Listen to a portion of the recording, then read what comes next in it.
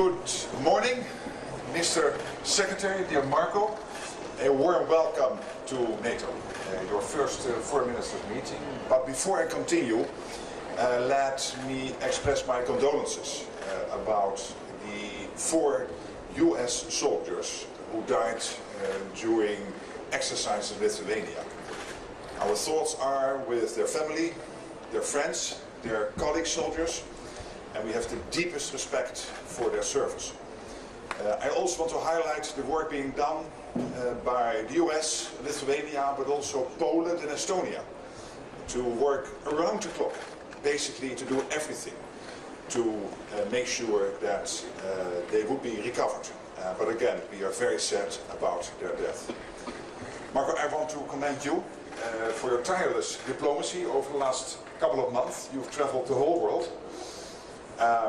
I also want to thank you for what you did before as a senator, supporting NATO. And we will have a lot to discuss over the coming 2 days. Of course, Ukraine, as I said before, President Trump, the team, you broke the deadlock. You started a process of negotiations with our full support to bring the Ukraine war to a lasting, to a durable peace. And in the meantime, the Europeans are stepping up, providing a lot of military support to Ukraine, and we have seen the latest numbers coming in that overall NATO allies have provided in the first 3 months over $20 billion in support to Ukraine to make sure they can stay in the fight as long as it continues. We will also discuss the other threats over the next 2 days. Of course, Russia, which is our long-term threat, but also the increasing problems we have with China, of course North Korea, Iran, and all of these 4 getting more and more connected, and these 2 theaters getting more and more connected and working intertwined. We know that the United States is a staunch ally in NATO.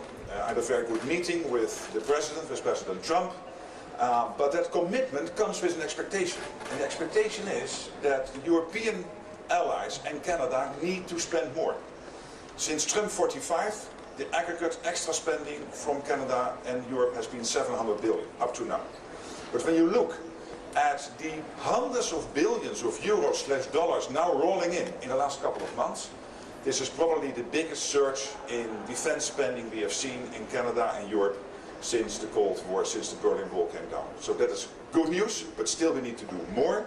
And then of course we will meet with the partners from Japan, South Korea, Australia and New Zealand, also to discuss another important issue, which is defense industrial production and how we can do more with them to work together. So lots of ground to cover, but again, a warm welcome. Please. Thank you, and I'm glad you had a good meeting. I know I was out of the country while you were there, but I know you had a good meeting with the President.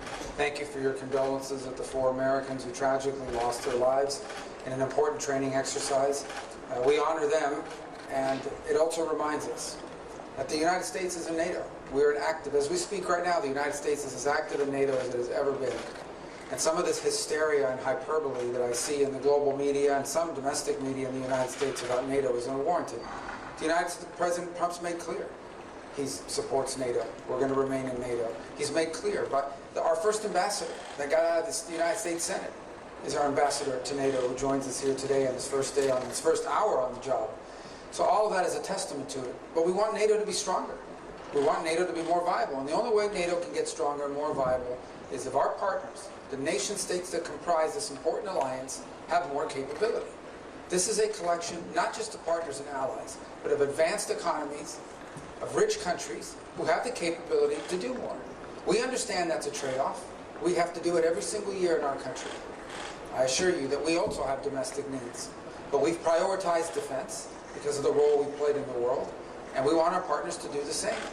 And I understand there's domestic politics after decades of building up vast social safety nets that maybe don't want to take away from that and invest more in national security. But the events of the last few years, a full-scale ground war in the heart of Europe, is a reminder that hard power is still necessary as a deterrent. And so we do want to leave here with an understanding that we are on a pathway, a realistic pathway, to every single one of the members committing and fulfilling a promise to reach up to 5% of spending. That includes the United States will have to increase its percentage. Because if the threats truly are as dire as I believe they are, and the members of this alliance believe they are, then that threat has to be confronted by a full and real commitment to have the capability to confront these things, to confront them. And that's been the message President Trump had in his first administration, and it's the one he brings into this one.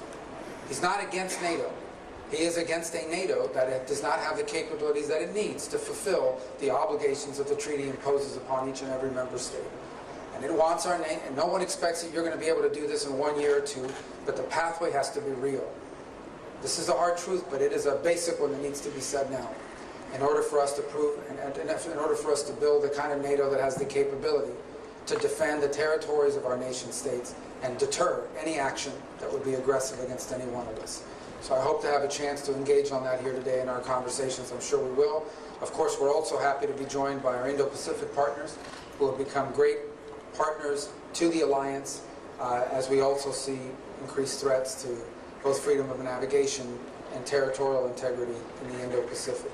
So we look forward to engaging them as well in this context. And thank you for the chance to be here on my first visit. I hope it'll be very productive. Thank you. Thank you. Absolutely. Thank you very much.